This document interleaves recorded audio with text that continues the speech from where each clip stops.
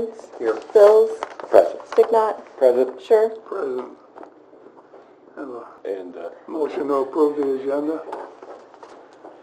so move. Second. Second. Second. Second, Bills. Any questions or comments? All in favor, aye. Aye. Opposed, same sign. Are there any public comments this morning? Seeing none, we'll move along to the committee chair reports. Start with Highway. Mr. Bills. Highway, there's no biggest challenge we're looking at is replacing some maintenance workers, and there's an interview scheduled next week that Joel's going to be dealing with and try to get some staffing because we've lost 2 this year and it's kind of slowed some of our internal maintenance projects down. So that's the biggest challenge. Zoning, Mr. Raymond. I'll be taking our usual reports. I didn't get any notification of a ZBA meeting, so I'm assuming there isn't any. So just our usual report. Finance, Mr. McTaggart. We just had the budget, 2 initial budget hearings, and I guess there's a lot of revisions that need to be done, but they went okay. And then I think this month's meeting we have 911 and Health Department to report to the committee their budgets because we haven't heard those yet. And then today after this meeting we're having a meeting for the search committee for the finance director position. I'm gonna form an interview committee is the intention from that to narrow down a list, and hopefully I would guess the timeline is that by the September meetings we can hopefully have somebody hired and confirmed by the board or whatever that process is. Okay, Mr. Barnes.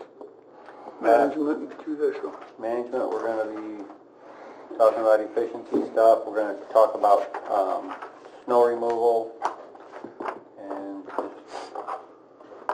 take reports.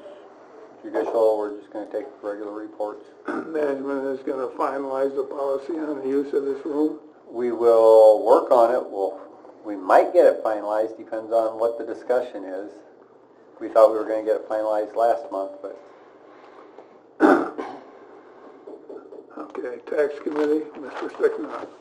We'll have the standard department head reports, and then we'll start doing preliminary work on the levy.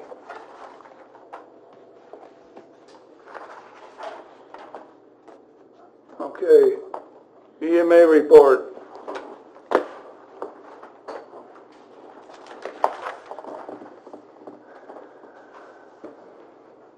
Since the last time I presented to the Policy and Procedure Committee, done a number of things and intended a number of things. Long-Term Recovery Committee on the 29th of June went to a planning meeting for FAIR on the 11th of July. It's where I get together with the local fire chief for the fairgrounds as well as the law enforcement association that runs security there, and we plan out what we need to make sure we're ready for. Flood Alliance meeting in Forest on the 12th of July. Fair, 18th to the 23rd. I had a stand out there, and I was out there every day, and I also had volunteers out there every day. One for public education, and also to make sure that we can coordinate and support the responding agencies there. It was useful a couple of times, by and large. We had a great weather year for Fair, but there was a couple situations where they just asked us to check on the future forecast, and that worked out well.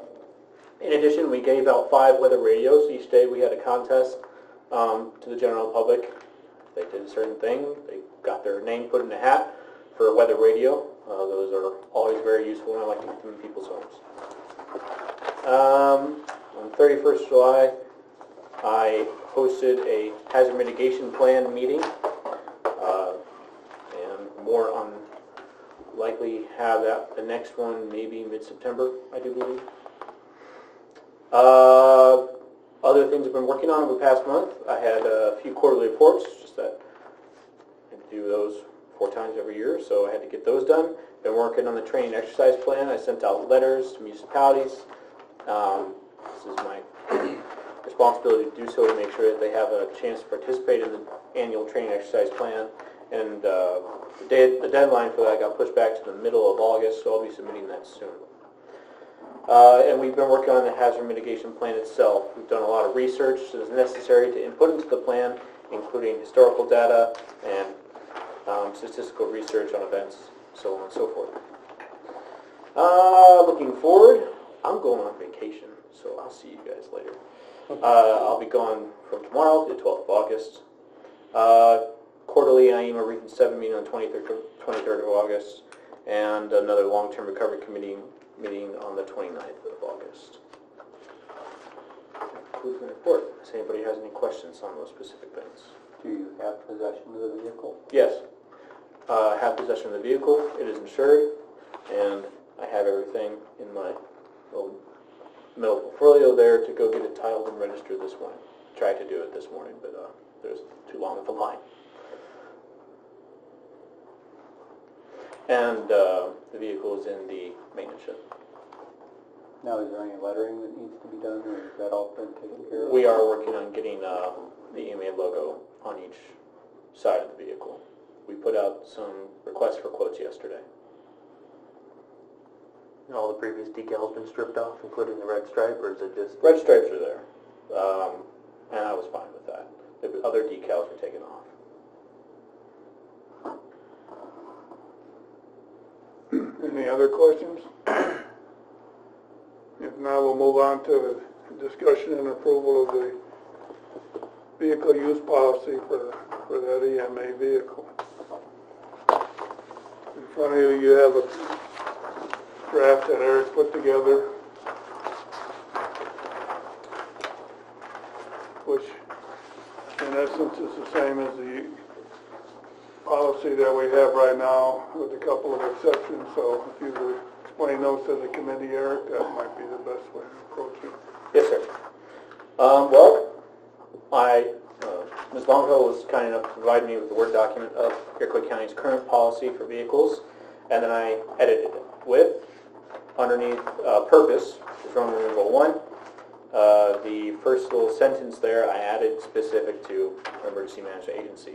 And then I added that second paragraph, starting with EMA vehicles are to be used, ending with facilitate public education and security. Others that I added include, underneath Roman numeral 2, I added letter B to go over guidelines on how volunteers could possibly use this vehicle.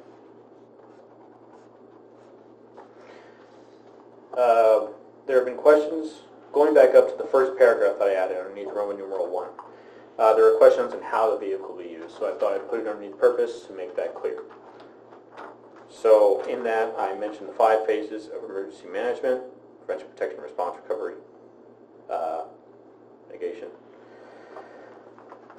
And then I gave little details about how that includes incidents, but also attending local and regional planning meetings, trainings, conferences, and then having that vehicle would be very helpful in setting up recovery centers. So we have to haul a lot of equipment or a trailer to go set up either a shelter or a recovery center. We've had to do those things in the past.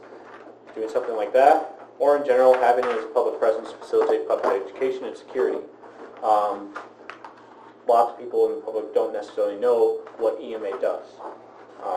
So having our own vehicle with our own logo on there helps with that. Putting in a parade or two, waving out and throwing candy at kids goes a long way. Also just kind of funny. Down in Roman numeral 2, paragraph B, I talk about volunteers. I mentioned that it has to be underneath the direct permission from the department head or higher Iroquois County authority. I threw that in there just to make sure that the board chair has the ability to give volunteers permission to use a vehicle pending my absence or just inability to give that permission. And in order to be considered to drive the vehicle, they must complete training as specified by the department head. I've been looking into appropriate training to drive the vehicle. At no point should an EMA volunteer be offensively driving. They don't need to pull anybody over, and they don't need to be pulling anybody out of dangerous situations. They're in a strategic and support functions. So I'm not looking at them taking any sort of long courses, but there is a FEMA manual on safe and appropriate driving for emergency vehicles. I believe it is FA-336. I'll be looking at making that as a requirement to make sure that they review that annually, sign off that they reviewed it, and then they can be considered to drive the EMA vehicle.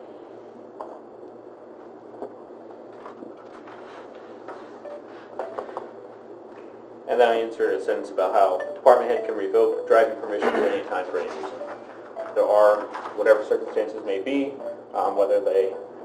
whether a volunteer has recently performed behavior on the personal time that seems reckless in a driving manner, just say, hey, you can't drive the vehicle. You got 2 tickets in the past week. You're not driving the county vehicle. But that's the only changes that I made. Questions? A couple of things that I have, Eric. First of all, at the beginning under the subject, that this same policy is going to remain in our personnel and policy manual for other county-owned vehicles. So under the subject, since this one applies only to the EMA vehicle, you should include something up there, maybe a comma after it saying EMA vehicle or something of that sort to identify that it's a separate policy from the regular one. You are correct. Thank you. Other than that, I guess one of the other questions that I had down in B, under that second paragraph, have you checked with the insurance agency to see if the volunteers, since they're not paid by the county or county employees, are they covered by the policy? They have not gotten back to me on that yet. I'm looking for data response in writing. Fortunately, I did not give them enough time to give them enough response to give them enough time to respond to me before today's meeting. But I have contacted them about that. They have to contact the company that they use to write the policy and such. The other thing that you and I had talked about, and I don't know specifically, but how many volunteers do you have? 11. 11. So you're considering all 11 for this, or as I wondered about, maybe only leaving maybe 2 or 3? 2 or 3 to be authorized to use the vehicle. By and large, I'd like to keep that flexible, but at this point in time, if this were approved within the coming days, I would not be adding all 11 volunteers to the vehicle policy. One, because not all the volunteers are very active. They have limited time, and they are EMA volunteers, not able to come in all the time. So they're not going to be able to complete that training and, in general, just know the vehicle. So, not all 11, no. I have 2 to 4 volunteers that I think would be applicable, pending the training and approval. That's what I was thinking about it. Okay. Anybody else have any questions? Russell? I move for the adoption of this report, or actually the what we call the EMA vehicle use policy, with the exception of adding it to under the subject, making sure we get EMA up there. I think the rest of the stuff is probably more likely to become taken care of. Okay, there's a motion on the floor to approve that. Is there a second? Second. Seconded by Mr. Barron. Is there any other questions or comments about it? If none, all in favor, aye. Aye. Opposed, same sign. That motion is carried. Next is the approving the MOU between the ICPHD and the EMA. This applies to the same vehicle. You have a copy of that memorandum there. Mr. Devine feels that the county board should approve this, and that's why it's here before us today. Would you like to comment on that a little bit, Eric? Sure. I drafted this MOU as an agreement between EMA and ICPHD. By and large, the services that you can see listed specifically and the bullet points are things that we already do for each other.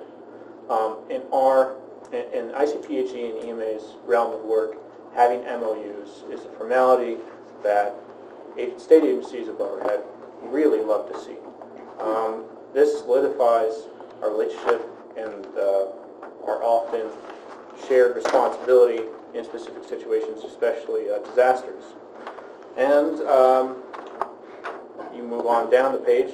When it goes over cost and liability, I did my best to deflect any problems in the future that could arise to ensure that each agency was responsible for itself. And underneath obligation, just read it from the paper, should either party be unable to provide services under this MOU, there will be no penalty. This agreement is meant to enable cooperative services, and any failure to complete obligations will not be punished. The term of the MOU is upon signature, and if either party wishes to terminate the MOU, they just need to do so with writing within 60 days of the effective date. And as Chairman Scher mentioned, State's Attorney Jim Devine felt that I could not sign this for EMA since I am directly a county entity, so it goes to the county board. Did he specifically review this? Yes. And he's approved it? He has approved it. His only concern was that I should not be able to sign it. Okay. That's all I wanted to know. Anyone else have any questions about this?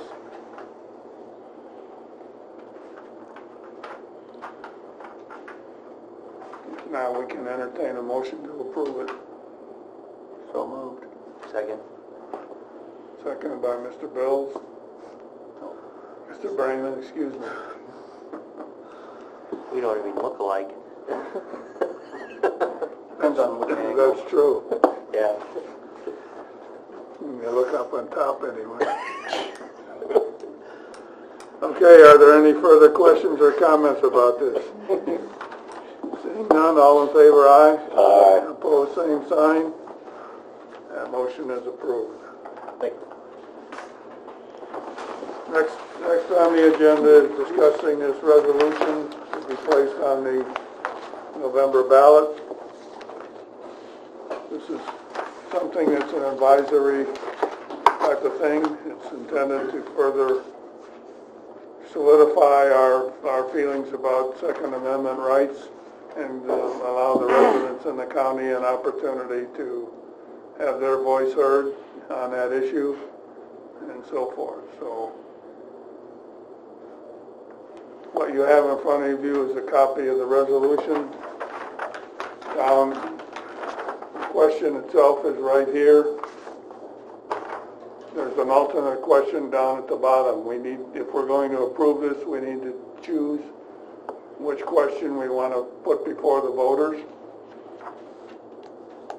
My only comment about the two questions is that the one up here in the body, if somebody wants to affirm their Second Amendment rights, they have to vote no. I would like it if we could think of a way in the wording of this that would require people to say yes, because I think people are more likely to vote yes than they are to vote no, because a lot of people may not fully understand what's going on here. So if somebody has any suggestions about how we might change that wording, I think that would be appropriate for us to talk about right now. Should the General Assembly refrain from passing any additional legislation? That might work.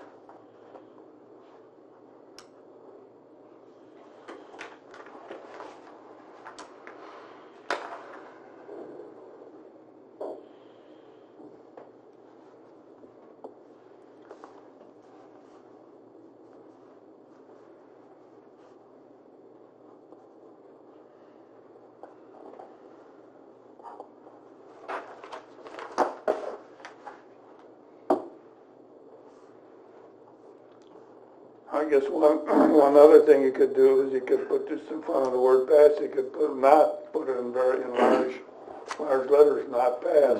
Right, yeah, that'd work. That might be another way of doing it. Mm-hmm.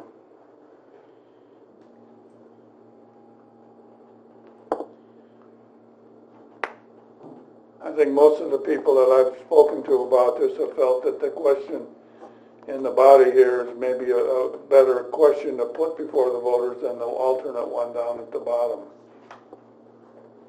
And so that's why I was wanting to see if we could change that wording to have it to be a yes response on the part of people that want to affirm those.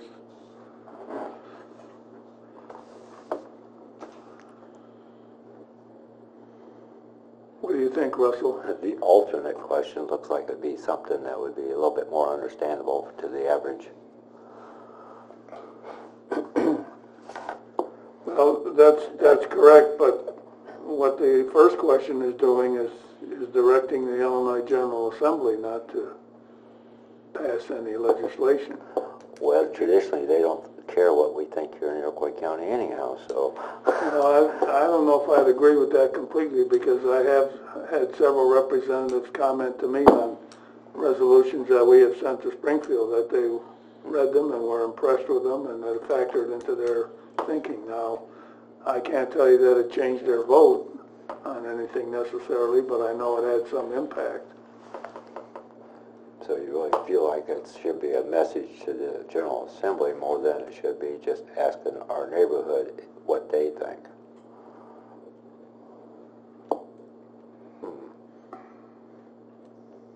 Which either way is fine, probably. Okay. Anybody else? Mike, you have any thoughts?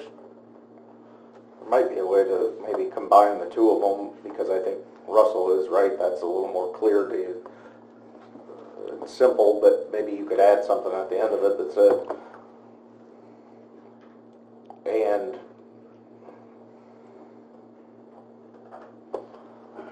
tell, I know it's not the right terminology or the right way to say it, but, and inform the General Assembly that they should not pass any laws infringing that, or you know, maybe you could almost combine the two of them, but I don't know, maybe that makes it more confusing.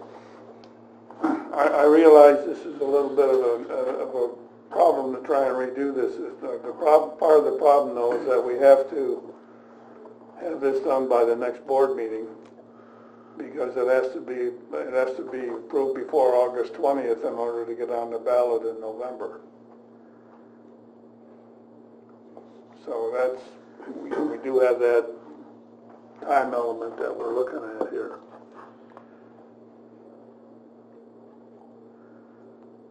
I don't see that there should be any problem in combining those two sentences, or even having the two sentences,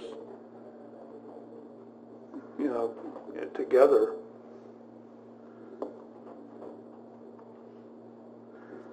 It could be simple as, do you disagree with actions taken by the Illinois General Assembly and support the right to keep and bear arms as defined by the Second Amendment to the United States Constitution? That covers both questions. It's still simple. Okay. Should the General Assembly pass legislation supporting the right to keep and bear arms as defined by the Second Amendment of the United States Constitution?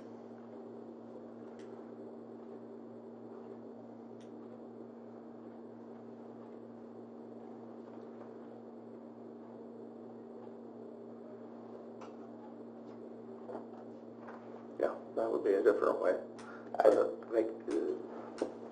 Instead of assuming that they're going to pass negative laws, maybe all you start adding those prepositions in that one statement, and there's a lot of voters that get really confused.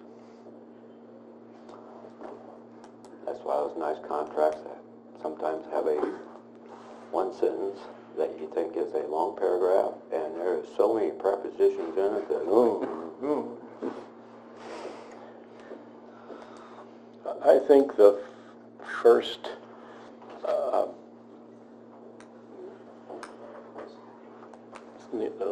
the first wording here really does combine some of the bottom anyway. It's both of them refer to keep and bear arms, and both of them mention the Second Amendment to the Constitution. How about something as simple as, do you think the General Assembly should go pound sand? like But that. how about should the Illinois General Assembly only pass legislation supporting the right to keep and bear arms as defined by the Second Amendment to the Constitution?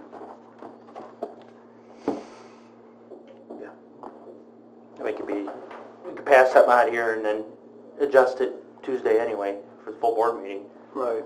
So, once everybody's had some time to kind of mull it over, the board That would had be fine ability unless to- we get 20 different opinions at the board meeting. No, that don't happen. We all agree all the time. First of all, I would think that it'd have to be wet sand. Yeah. Only compaction. I think it would be, I think you're right, but I do think it also probably would be best if we came up with something that we Yeah. agreed upon, presented it to the board, so.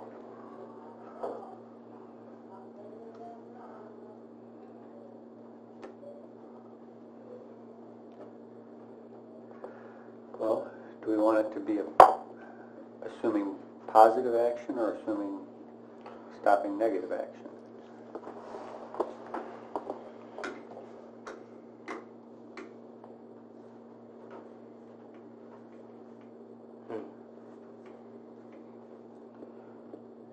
I think if you do it from a positive perspective, I think like what John said, do you feel that Illinois General Assembly should pass legislation which supports the right to bear arms, to keep and bear arms, and defined by the Second Amendment of the United States Constitution?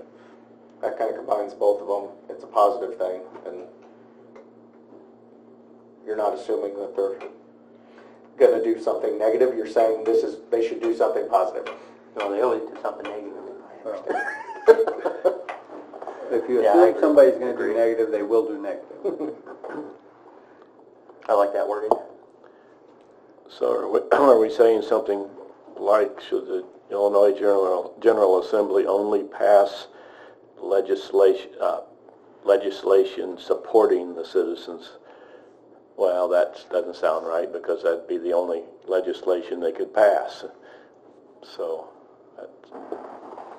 it needs to be referenced only to firearms. So how did you put it? I said, I took the one at the bottom and said, do you support the Illinois General Assembly passing legislation that supports the right to keep and bear arms as defined by the Second Amendment of the United States Constitution? Might be a good way to put it. Yeah. I think the reason, like what Marvin said about only is that's saying that we don't want them to pass anything that doesn't support the right to keep and bear arms. And because right now, a lot of the legislation that they passed might be something that an argument could be made that they got around it by limiting Trying some to of the circumvent. guns that you could have, or the process by which you could acquire a gun and so forth. Which always happens. And I think what we're trying to do here is to indicate that we prefer that not happen.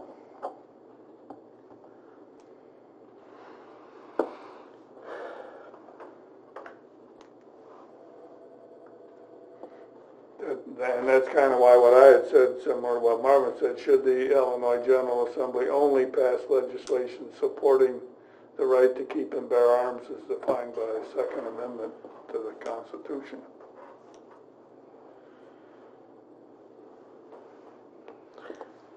I'm wondering if that could be defined as only passing that type of legislation and no legislation at all other than that, like tax legislation, this and that.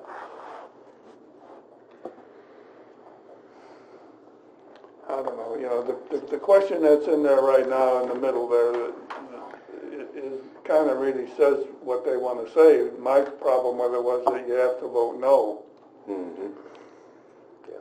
And I think, and that's not to say that majority of people wouldn't vote no, but I just think people are more likely to vote yes on a question of that type. And it goes back to the as simple as what was said earlier about should the Illinois General Assembly refrain from passing.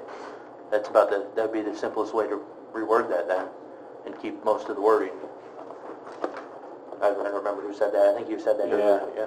That's the best way to do that, I think. And possibly in... How about just change one word? Should the Illinois General Assembly pass any legislation affirming a citizen's right to keep and bear arms as defined, instead of limiting, affirming?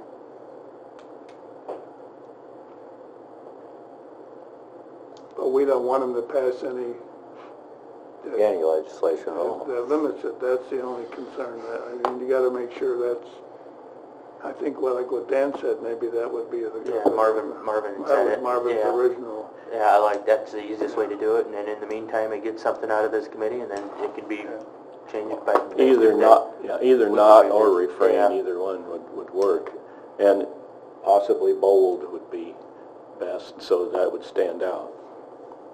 I don't know if you can do that on the ballot. I'm not sure that you can change like a font size or No. or anything like that. You can make it all capital, so, yeah. I don't know whether that can be there or not. Okay. Never paid attention when reading them.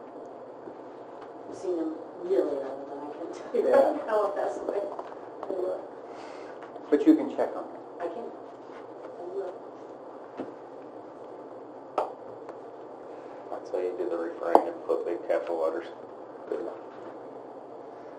I guess whatever we're gonna do, we need it said exactly to Amanda so she can write it down exactly. Oh, boy. Go with refrain? Yeah, I think so. You agree? Why don't you say that, Marvin? Make a motion. I move that the resolution submitted to the county board should read, should the Illinois General Assembly refrain from passing any additional legislation limiting a citizen's right to keep and bear arms as defined by the Second Amendment to the United States Constitution. Okay, is there a second? Second? Mr. Raymond, second. Are there any other questions or comments? All in favor, aye? Aye. Opposed, same sign. Update on flood matters in Iroquois County. Last board meeting was on July 10th. On July 11th, Mr. Bennett, our state representative, his assistant Angel Crawford, and myself went over to North Judson, Indiana for a meeting of the Kankakee River Basin Commission. For those of you that aren't familiar with the Kankakee River Basin Commission, it's an organization that was created by the Indiana State Legislature, and it has jurisdictional authority over the Kankakee River Basin in Indiana, which is a considerable area. And it consists of, I think, I might be wrong, but like 18 to 20 people are on that commission. It involves 8 counties, and there are 2 to 3 people from each county that sit on that commission. There's a couple of state legislators, I believe, that are on that commission, as well as each county over there has a surveyor. The surveyor is an office that we do not have anywhere in Illinois, but it's like a county engineer. Other than our county engineer has only to do with highways. Over there, they have to do with all the other things, I guess would be the easiest way to put it. In any case, this meeting was intended to discuss flood matters on the Iroquois River and the Flood River and the Kankakee River over in Indiana. It took quite a while. It lasted, I think, until close to 1 o'clock in the afternoon, about 3 hours. The outgrowth of that meeting was the 8 counties in Indiana voted to approve a contract with Christopher Burke Engineering out of Indianapolis to conduct a study of the Iroquois River all the way from its beginning or origins all the way down to where it connects to the Illinois River.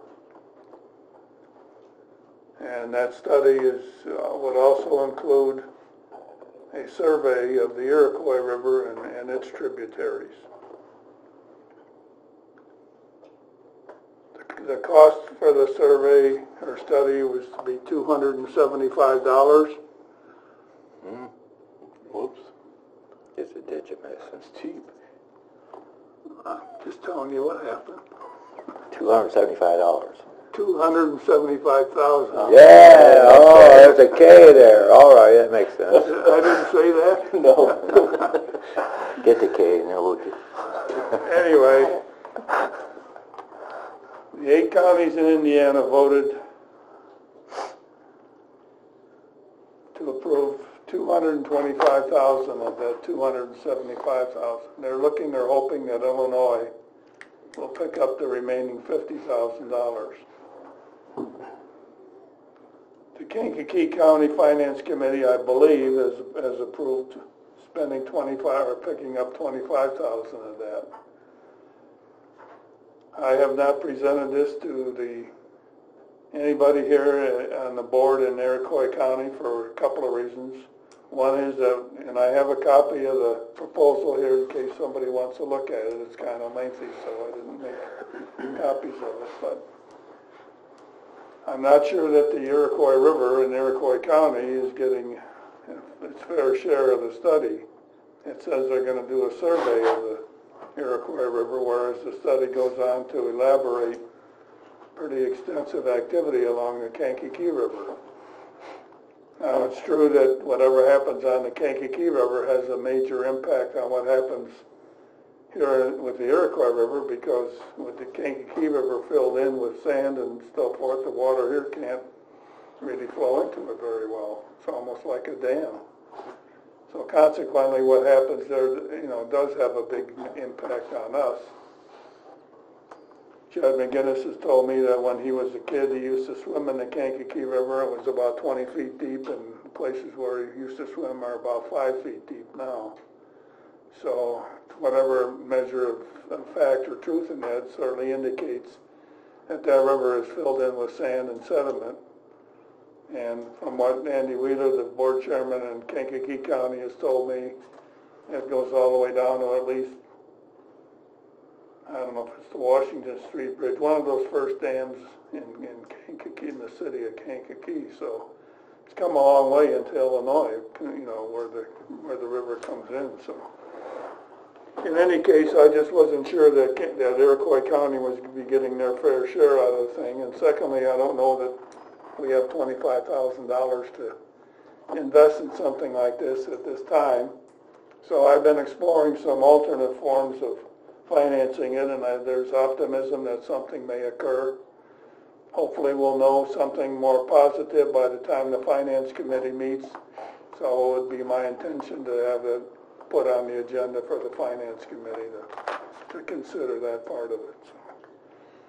And then on the next day, July 12th, there was a meeting over in Forest, Illinois, of the alliance that Mr. Bennett is forming, called the East Central Illinois, West Central Indiana Flood Alliance, or something like that. And there were quite a few people attending that. There were people from the state.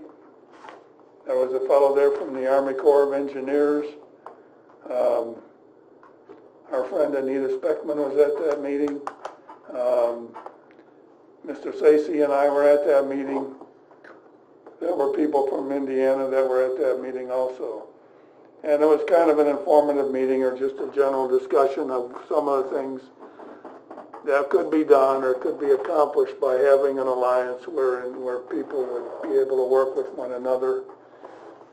In the case of what Mr. Bennett is trying to do, he's trying to have this incorporate all the areas of his legislative district, as well as maybe parts of Indiana. Now, a good part of his district does not include the Iroquois River watershed. And so there's people in Pontiac and other places that have flooding issues, but they don't have any bearing on us. But nevertheless, by people, one of the things was pointed out that by people coming together in a larger group, the chances of securing funding from the federal government and other grant opportunities is much greater. as well as providing a unified front in terms of getting projects accomplished and so forth. And there may be ideas that one has that another doesn't. There may be other types of things formed where assistance can be provided. If they have a flood in Pontiac and they needed some help from Iroquois County, we might be able to have some understanding with them to do that, and vice versa. I don't know. That's stuff that's pretty far down the road yet, but there'll be another meeting held on that, I think, in early part of September. Is that what you recall, Eric? I believe they might be shooting for later on this month. At the end of August? Yes, but no official date has been published. Okay, either one, it's in that time frame. There'll be another meeting, so anybody that cares to attend any of those meetings is certainly welcome to do so. There's a lot of things that are available that can be done to help in terms of floods, not only in trying to reduce the impact of floods as far as how much area gets flooded and so forth, but things of when people do get flooded, there's ways you can help there. There's things you can do to help reduce their insurance premiums for flood insurance. Just a whole myriad of things that can be done to help reduce the full impact of a flood. And so a lot of it, since it's in its formative stages, a lot of it has yet to be determined, but it's something I think we need to be aware of. I intend to keep going to those meetings, and I'm sure that Mr. Stacey intends to do the same, so that we can stay on top of that matter. I'm hoping that Mr. Yerger will have some opportunities and time to come also, because a lot of what's going on there has to do with things that he's involved with too. So I think that pretty well sums up most of the things that have been going on with the flood situation. But it's something, in fact, was talked about at the meeting last night, was it? Yeah. No, Wednesday night. Tuesday night, excuse me. Yeah. Too much going on. Tuesday night, the hazard mitigation plan that Eric is putting together, the biggest hazard in the county is flooding. And so we had discussions about what can be incorporated into that plan. One of the things that I mentioned then and that I feel pretty strongly about is that this Kankakee River Basin Commission in Indiana consists of 8 counties over there. But the 2 counties in Illinois, Kankakee and Iroquois County, are also affected. We're part of that same watershed. It's a huge area. But it seems to me that what they do, if they get all their rivers cleaned out and send the water over here real fast, that creates a huge problem for us. And by the same token, it creates a problem for them also, because if they want to get rid of the water in a hurry and we're like a dam stopping it, then that's, so in any case, long story short, it's my opinion that we need to join that commission. And that's not as easy as it sounds, because that commission was created by the Indiana legislature. There's no provision for counties outside of the state of Indiana being a part of it. It would require some type of legislative effort on the part of the state of Illinois and the state of Indiana to allow such a thing to happen. I believe that Kankakee County is interested in joining that commission also. So I'll be talking further with Mr. Bennett. He understands and I believe agrees with that. So probably, or hopefully, with the earliest opportunity that he can introduce something down in Springfield about it, we may be able to get some action that will allow us to move in that direction.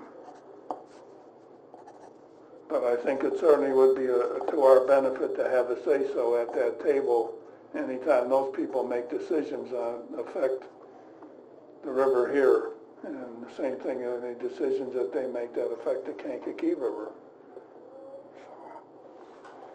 So we need to be active and participate in that.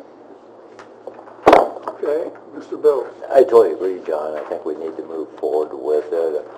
More likely, whatever the outcome will be not in our lifetime, but this is how slow things move. We need to say there's an issue here and address the issue, and so let's get started on it. The only thing, I got one question I kept coming back to my head anytime you mentioned the Indiana Commission. What year do you think this commission was established by the Indiana government? Are you talking the one that was established back in the 1920s when they originally started doing all that work up there that has been re-brought back? Because you said the Indiana legislature established, because there has been action up there. That's what caused a lot of the problems on the Kankakee originally. It was Corps of Engineers doing work up there to drain the swamps that sent all the sand to the Kankakee River. Right. It's possible that it was created then, or it might be an outgrowth of that. I know, I was told that at the other watersheds throughout the state of Indiana, they have similar commissions that they have created. And I was also told that one of them up in the northeast corner of Indiana has, I guess they get water from or send water into Michigan, and they've done something where the people in Michigan can participate or work together with them. So it's not, what we're talking about here is not unprecedented, but it requires going through the red tape and all that to get it done. Right. I did talk, I mean, when I was at the meeting, that was one of the things that kind of stood out to me. And when the meeting was over, there was a couple of Indiana legislators there. I went and spoke to them about this, and also to the guy Jody Melton, who's the executive director of that commission, about what the possibilities would be for us to become a member of that commission. And Andy Wheeler was at the meeting also, and he and I talked about it there too. But nevertheless, it's something that I think we definitely need to be doing. So. Well, the only reason I had questioned that is because I know the original intent back in the early 1900s was to get rid of the water. And I do feel that is the problem that we deal with today. And that was identified in the meeting. In fact, it might even be identified. There's a little bit of history in this. And I can't remember. I don't see anything in here looking at it real quickly, but I mean, you're more than welcome to look at this. Like I said, it's a little bit lengthy. I think we should proceed with it. Yeah. So that's basically the flood part. Okay, next we want to have a discussion regarding the Planning and Zoning Committee and the future of that committee. It was brought up at the last board meeting by Mr. Persley. He's unhappy with the fact that the committee missed a few meetings, and he thinks the committee should be disbanded or start meeting. I think after this next election cycle, I think it should be merged with tax. Because when there's nothing going on, I will not have a meeting. I don't care what Mr. Persley thinks, because it's about saving money to the county. Right. Well, number one, I did talk to Mr. Devine a little bit about this. Number one, the committee could become inactive, but we cannot abolish it. It's a standing committee in the county code book, so it's there and we can't get rid of it. Number two, I don't think we want to get rid of it because it certainly fulfills important functions from time to time. It may not be every month, but there are many matters that come before the board that need to be handled by that committee. So I'm not in favor of abolishing that committee by any stretch of the imagination. I do look favorably upon what you mentioned of combining it with the tax committee.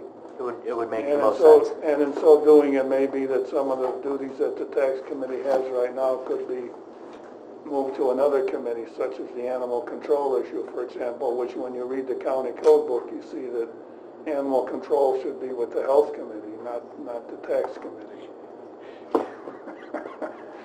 But anyway, what my thought on that was,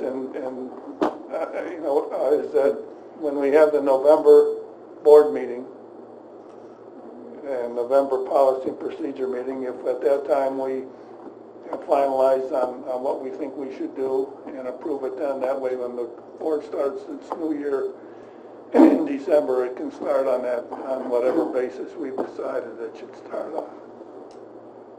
So basically, I think what I'm saying is that here it is now. We 1, 2, 3 meetings that, going forward, that we can continue to think about this and form any opinions. We can talk to other people if you want. We can see what Mr. Yergler has to say, and anyone else Yeah, I think his that's opinion is affected pretty by important about this. it. I think your opinion on it is pretty important, but it would make the most sense to me to merge tax Obviously- and zoning.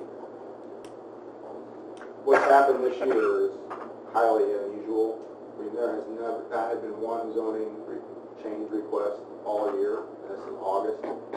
That's highly not normal. Don't know the reason for that, but to come in here for 5 minutes to give you my report and walk out is, like you said, it's a waste of taxpayer money, in my opinion. There's a zoning committee obviously serves a function. We're going to have, if my meeting yesterday was any indication, we're definitely going to have the ZBA in September for a solar farm. And I assume there's going to be a couple, 2 or 3 more applications within the next 3 or 4 months, be my guess. If the tea leaves, if phone calls and that, are there any indication? Nothing obviously concrete yet. So then, obviously the zoning committee has to, as part of that 3-step process, to go to the full board for approval of that. Solar is a big thing. It's on the forefront of everybody's, with the carbon credits that the state's offering. You're even seeing more private solar for residential. And, people are inquiring about that. So, zoning serves a purpose. Now, if we can tweak zoning ordinances all day long and just drive yourself nuts. Going from changing wording here, changing.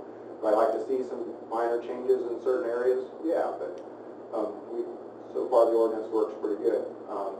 And obviously, Mr. McGinnis has expressed concern about why it's so difficult to build a house on an old homestead just because the house has been gone for 3 or 4 years. Why do we have to go through rezoning for that? That kind of stuff can be tweaked. I don't think it's a major deal.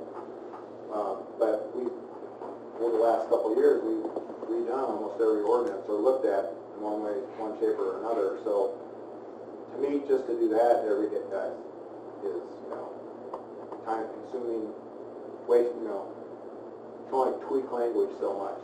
So obviously, we find some issues with the solar ordinance that come up through the hearing process, and we have to have meetings for that again to revise that ordinance, so be it. But as far as where it ends up, what committee it falls under, I report the tax due, so it's not like it wouldn't be there. And so if you don't have a zoning committee, then you're abolishing zoning, and I don't think the county wants that. I wouldn't mind it, but I don't think the county wants that. And I don't think it would be right anyway. But I've always kind of figured that when we cancel a meeting, it roughly saves the county $300. yeah. That adds up very quickly. And if they come in for 5 minutes, It's silly. It's busy work, and it's just such a waste of money for a 5-minute meeting. In per diems alone, it's over $200 for everybody on the We've had committee. discussions about nuisance properties before. The problem is there's no funding. We can sit here and talk about it all day long, but we can't do anything about it because we don't have the funds to clean them up, and we don't want the liability. So, And there's a lot of issues that are brought to that committee that committee has no jurisdiction over whatsoever, such as the last meeting. It was brought up that potential pending litigation based on a tax assessment has nothing to do with zoning. Mr. Persley brought that up, and I think that's what's upset him. But when the meeting does happen, I will not allow any member to discuss any possible pending litigation, and I'm sure the state's attorney would agree with me. so now the biggest ordinance I think could be looked at this point would be the nuisance ordinance. Prime example is sitting right outside Waseca on 24 in Abbeville. Those storage containers are a problem. There's nothing to specifically address those in the ordinance. I'm going after them based on the right-of-way distance from Route 24. And hopefully Jim will, you know, help out with that, whatever he can do to get them out of there. Because they're within the right of way, and that's, you know, and that's the only way I can approach it. I mean, to me, but we should have something in the ordinance banning those things altogether, except on a farm or in the back, you know, back behind the tool shed somewhere. There's a lot of them out there in the country, but right on 24 like that is a real problem. I'm surprised IDOT hadn't said anything yet. Bob, I'm sorry, I missed what you were referring to. Go out to Omniville, right on the curve there by Iroquois paving. Oh. There's those old, those 24 storage west. containers Oh, in the okay. yard. There's Okay. 4 of them. Okay. And and there's nothing in our ordinance that specifically addresses them. Okay. So I went after them to get them removed because they're within 100 feet of the state right of way. So hopefully try to get them out of there as soon as I can. It's a process and it takes time. And I do the best I can with what the ordinance. That was the only ordinance I think we could actually tinker with right now that we need to address those things specifically. But then you got to determine acreage, zoning, and all, who can have them, who can't, and that kind of thing. So, but I would think that would be something to take up with the new. Okay, I guess if everyone agrees that maybe we want to continue this discussion about the future of that committee, and with an idea of having some action maybe in November, we'll keep it on the agenda for the ensuing months up until that time. I'm not through discussing. Well, you have to save it till the next meeting. What do you want? I'm not really in favor of making changes. I think the zoning committee has been working well. Mr. Raymond has been handling it quite competently when we don't have any business. He's canceled the meetings. I'm sure some of the committee members are upset because they don't get their $35 plus mileage. But combining it with tax I think it will be a burden on the tax committee. It's been a living hell the last year handling what's been going on, so I don't think we need any more responsibility on that. If it were animal control were moved to health, maybe that would make it easier on tax. Obviously, we got a lot to think about in this, and some of those things. That's a good reason why we'll keep it on the agenda and move forward with it, so. I don't have any appointments to bring before the committee today. Correspondence, we got. Excuse me, Don, I forgot to tell you, Wayne Wagner needs to be reappointed to the ZBA for a 5-year term. I apologize for not telling you. I forgot. He didn't say nothing to me about it last Saturday. Who? He didn't say anything to me about it last Saturday. He was sitting out in front of... Maybe he doesn't want to be reappointed. He was sitting out in front of Goats Hardware Saturday morning.